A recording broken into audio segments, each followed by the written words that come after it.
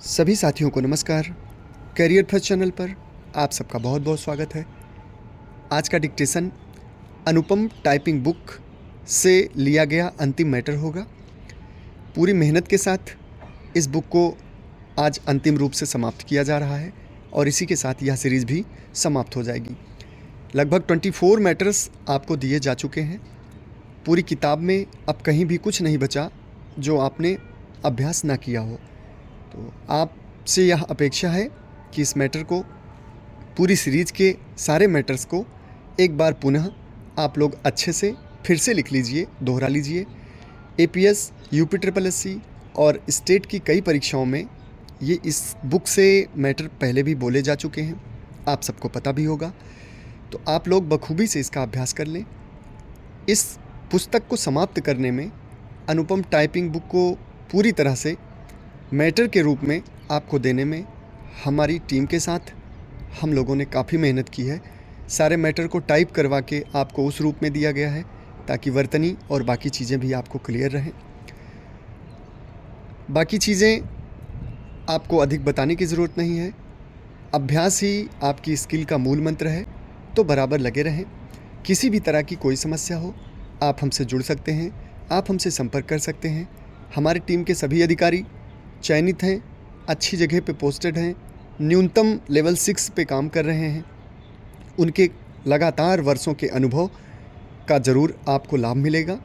हमसे जुड़े रहें और अपने इष्ट मित्रों को भी जोड़ने का प्रयास करें। आपके भविष्य की शुभकामनाओं के साथ आज अनुपम टाइपिंग मास्टर का ये आखिरी मैटर लिखने के लिए तैयार रहें। Ready, start. संयुक्त राज्य अमेरिका के राष्ट्रीय प्रतीक चील के केवल 235 जोड़े ही बचे हुए हैं। 200 वर्ष पहले गंजी चीलों के लगभग 50,000 जोड़े आकाश में विहार करते थे, पर पिछले दशक के अंत में उनकी संख्या घटकर 400 से भी कम रह गई। उनकी संख्या में ह्रास का मुख्य कारण कीटनाशक डीडीटी था, जिस पर अब अमेरिका में पाबंदी लगा दी गई है। बहुत कम लोगों को यह जानकारी है कि जीव जंतुओं के अस्तित्व पर मनुष्य जाति का अस्तित्व निर्भर है, क्योंकि दोनों ही प्रकृति चक्र के अंग हैं।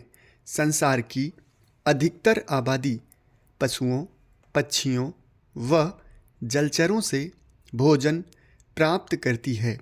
इसके अलावा जीव जंतु और कृमि प्रकृति के चक्र को चालू रखते हैं। उनमें से किसी एक का लोप हो जाने से प्रकृति का संतुलन बिगड़ जाता है, जिससे मनुष्य जाति भी प्रभावित होती है। अतः उनका संरक्षण बहुत जरूरी है। मनुष्य को जीव जंतुओं के संरक्षण की आवश्यकता का अनुभव हाल में ही हुआ है। अतः इस दिशा में तेजी से प्रयास किए जा रहे हैं। न केवल उनके शिकार पर पाबंदी लगा दी गई है, अपितु उनके लिए अभयारण्यों की स्थापना की जा रही है। उनकी वृद्धि के लिए विशेष प्रजनन केंद्र स्थापित किए जा रहे हैं, जहां जीव शास्त्री वैज्ञानिक विधियों से उनका प्रजनन व पालन पोषण कर रहे हैं। 16वीं शताब्दी से लेकर आज तक स्तनपायी जीवों की 125 और पक्षियों की 235 जातियां नष्ट हो चुकी हैं। भारत में एक भी चीता नहीं रहा है और अफ्रीका में चीते वंशनाश की ओर प्रवृत्त हैं। चीतों बाघों, तेंदुओं तथा सिंहों को भोजन के लिए नहीं वरन उनकी बहुमूल्य खालों को प्राप्त करने के लिए मारा जाता है।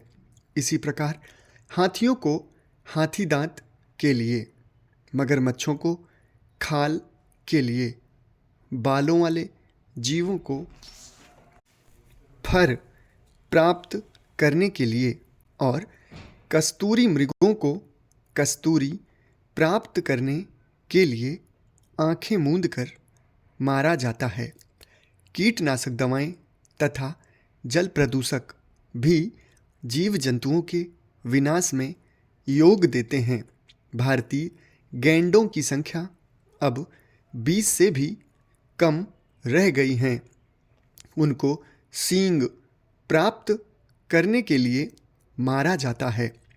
करोड़ों वर्षों से समुद्री कछुए ज्वार के साथ तट पर आकर अपने अंडे गड्ढे खोदकर उनमें जमा करते आ रहे हैं। वे एक बार में लगभग 100 अंडे देते हैं।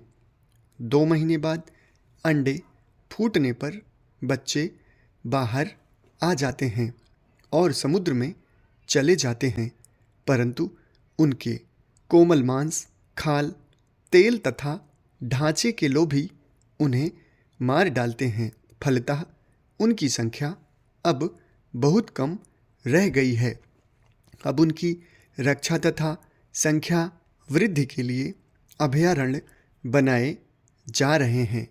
इसी तरह मगरमच्छों तथा घड़ियालों के संरक्षण के लिए जगह जगह वैज्ञानिक प्रजनन केंद्र स्थापित किए गए हैं।